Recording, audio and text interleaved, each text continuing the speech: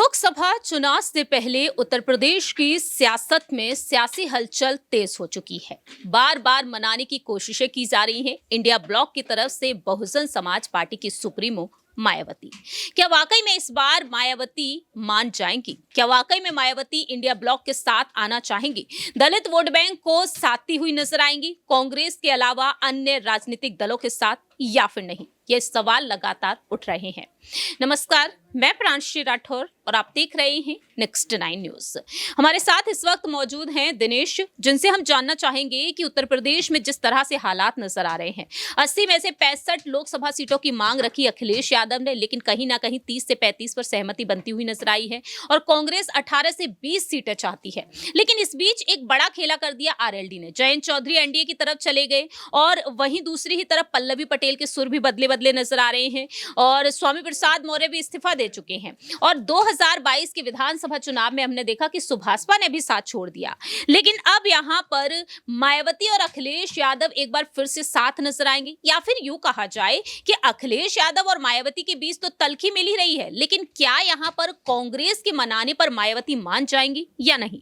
देखिए प्रांशी, यहाँ से जो सोनिया गांधी और मायावती की दोस्ती का जिक्र बार बार देश की राजनीति में होता है। दो दिग्गज महिलाएं हैं देश की राजनीति में और मायावती को साथ लाने के लिए सोनिया गांधी किसी भी कदम पर चलने को तैयार है। यहाँ पर उनकी तरफ से साफ कहना है कि जो भी राजनीतिक दल यहाँ पर इंडिया ब्लॉक में शामिल होना चाहता है, खुले मन से हम उनका स्वागत करते हैं। लेकिन मायावती ने अभी अपने पत्ते साफ नहीं किए हैं। उनका साफ तौर पर कहना है कि अकेले चुनाव लड़ेंगे, ऐसे में मुश्किलें उनके लिए बढ़ सकती हैं, क्योंकि पश्चिमी यूपी में जिस तरीके से जयंत चौधरी ने अपना जो है पाला बदल लिया है, अब जयंत चौधरी के पाला बदलने के साथ ही भारतीय जनता पार्टी मजबूत होती हुई नजर आएगी। लेकिन पश्चिमी यूपी में मायावती का जो है वर्चस्व काफी अच्छा देखने को मिलता रहा है।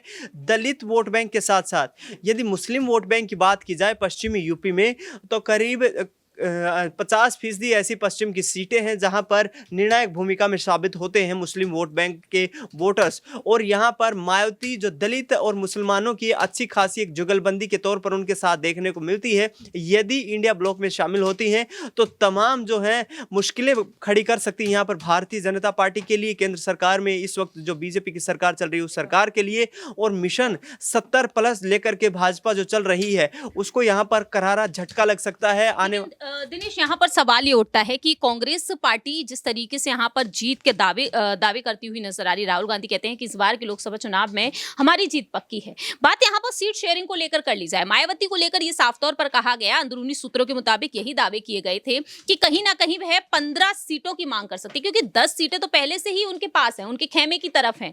और ऐसे में दलित वोट बैंक को साधने के लिए कांग्रेस ने राष्ट्रीय अध्यक्ष के पद पर बैठा दिया मल्लिकार्जुन खड़गे को। मल्लिकार्जुन खड़गे दलित वोट बैंक को संभालते हुए नजर आते हैं। और उत्तर प्रदेश में देखा जाए तो मायावती का वर्चस्व लगातार कायम है। पहले यह कहा जा रहा था कि चंद्रशेखर आजाद की एंट्री इसमें हो सकती है फरवरी के पहले सप्ताह में, लेकिन ऐसा होता हुआ नजर नहीं आया। लेकिन क्या अब मल्लिकार्जुन खड़गे की कोशिशें जारी रह सकती हैं? क्योंकि एक कांग्रेस के वरिष्ठ नेता के मुताबिक सामने आया है कि संपर्क साधने की कोशिश की जा रही है मायावती से। तो ऐसे में क्या वाकई में दलित मुस्लिम वोट बैंक को साधने के लिए मल्लिकार्जुन खड़गे मायावती को लेकर आएंगे ही आएंगे? क्योंकि प्रियंका गांधी से उनकी मुलाकात बीते साल कुछ महीने पहले हुई। राहुल गांधी दानिश अली का साथ देते हुए नजर आए। भारत जोड़ो न्याय यात्रा यूपी पहुंचने वाली है और ऐसे में जाहिर है कि निमंत्रण पत्र उन्हें भेजा ही जाएगा। तो यहाँ पर तमाम ऐसे समीकरण बन रहे हैं। कैसे देख रहे हैं? क्या वाकई में यहाँ पर सीटों की मांग अगर मायावती की ज्यादा होती है, 18 से 20 सीटों पर लड़ना चाहती है कांग्रेस, तो क्या उनकी इस मांग को पूरा किया जाएगा या फिर नहीं? देखिए, यहाँ पर कांग्रेस 18 से 20 सीटों पर सहमत नजर आ रही है और इससे कम सीटों पर लड़ने के लिए पार्टी तैयार भी नहीं होने वाली है। यदि नुकसान होगा सीट शेयरिंग को लेकर तो अखिलेश यादव को होगा, क्योंकि अखिलेश यादव 55 सीटों पर चुनाव लड़ने की बात करते नजर आए हैं। वही 7 सीटें जो आरएलडी को दी थी अब वो न्यूट्रल हो चुके हैं। तो ऐसे में 7 वो सीटें प्लस 7 सीटों का सेक्रीफाइस और कर सकते हैं अखिलेश यादव। 15 सीटें यहाँ पर यूपी में मायावती को दी जा सकती हैं।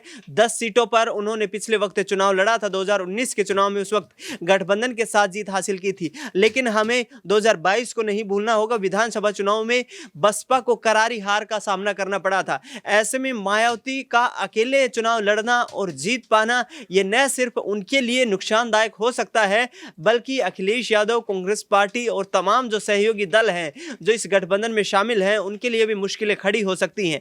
अखिलेश यादव का यही कहना है कि यहाँ पर तमाम जितने भी जो विपक्षी दल हैं, उन विपक्ष की आवाज़ को मजबूत करते हुए हम आगे बढ़ना चाहते हैं। और यदि हो सकता है कि अखिलेश यादव की स्थिति इतनी मजबूत है भी नहीं, 5 सीटों पर 2019 में चुनाव में जीत हासिल की थी। अब यदि दोहराते हैं तो यदि आंकड़ा डबल भी होता है तो 5 से बढ़कर 10 सीटें हो जाती हैं। ऐसे में यदि 5 से 7 सीटों के लिए सैक्रिफाइस करने की नौबत आती भी है समाजवादी पार्टी के पास, तो ऐसे में मेरे ख्याल से अखिलेश यादव जो है अपनी 5 से 7 सीटें मायावती को देते हुए नजर आ सकते हैं। वाकई में अब यही देखना होगा कि आखिरकार यहाँ पर मायावती के लिए अखिलेश यादव ये कुर्बानी देंगे या फिर नहीं। आखिरी छोटा सा सवाल रहेगा, पीएम पद की दावेदारी के लिए मायावती को लेकर मांग उठती रही है, क्या वाकई में इस गठबंधन की तरह से पीएम कैंडिडेट के तौर पर मायावती देखी जा सकती हैं? देखिए, आपने पहले सवाल में भी कहा कि मल्लिकार्जुन खड़गे भी दलित समुदाय से आते हैं, मायावती दलित समुदाय से आती हैं। मल्लिकार्जुन खड़गे की जो पृष्ठभूमि है दक्षिण भारत की है, लेकिन प्रमुख रूप से यदि दलित वोट बैंक पर किसी की पकड़ देखी जाए, या यूं कहें कि मध्य भारत और उत्तर भारत में किसी की पकड़ देखी जाए तो वो मायावती है। उत्तर भारत, मध्य भारत में कांग्रेस पार्टी की स्थिति काफ़ी कमज़ोर है। दक्षिण भारत के दरवाजे बीजेपी के लिए पहले ही बंद हो चुके हैं। तो ऐसे में बीजेपी पूरी ताकत लगाना चाहेगी उत्तर भारत और मध्य भारत में। 3 राज्यों में हाल ही में 2023 के विधानसभा चुनाव में यहां पर जीत हासिल की है। उस आधार पर यदि मायावती शामिल होते हैं और यदि मायावती को पीएम कैंडिडेट के तौर पर कांग्रेस पार्टी या इंडिया गठबंधन यहां पर प्रोजेक्ट करता है, वाकई नतीजे जो है अलग देखने को मिल सकते हैं। और हो सकता है कि यहां पर पीएम मोदी के मिशन 2024 हैट्रिक के लिए ये मुश्किलें साबित करने वाला हो सकता है। वाकई में अब यही देखना होगा कि आने वाले वक्त में मायावती मानती हैं या फिर नहीं। फिलहाल यहाँ पर आपको मायावती का वो बयान सुनाते हैं कि आखिरकार इस गठबंधन के साथ जाने को लेकर वह क्या कुछ कहती हुई नजर आई। अपने इस मकसद में कामयाब ना हो सके तो उसके लिए यहाँ सभी विरोधी पार्टियां अंदर अंदर एक होकर व किस्म किस्म के साम दाम दंड भेद आदि अनेकों हथकंडे इस्तेमाल करके इन्हें हमेशा सत्ता से दूर बनाए रखना चाहती हैं, जिनसे इन्हें हर स्तर पर सावधान रहना होगा तथा गुमराह भी नहीं होना है। और इस मामले में ताज़ा उदाहरण ये है कि अभी हाल ही में विपक्ष के इंडिया गठबंधन को लेकर जिस प्रकार से सपा मुखिया ने एक सोची समझी रणनीति के तहत बीएसपी के लोगों को गुमराह करने के उद्देश्य से कुछ ही घंटों के अंदर बीएसपी प्रमुख के प्रति गिरगिट की तरह अपना रंग बदला है, तो उससे भी पार्टी के लोगों को जरूर सावधान रहना है।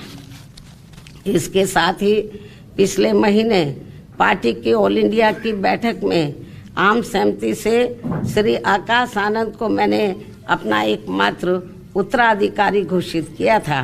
तो उसके बाद से बीच में अब मीडिया में ये भी फर्जी व गलत खबरें प्रचारित की जा रही हैं कि ऐसा लगता है कि अब बीएसपी प्रमुख जल्दी ही राजनीति से संन्यास लेने वाली है, जिसमें रत्ती भर भी सच्चाई। अब यही देखना होगा आने वाले समय में कि मायावती मानती हैं या फिर नहीं, क्योंकि कांग्रेस की तरफ से एक बार फिर से कोशिशें शुरू हो चुकी हैं। फिलहाल इस खास रिपोर्ट पे इतना ही। बाकी की तमाम अपडेट्स के लिए देखते रहिए नेक्स्ट 9 न्यूज।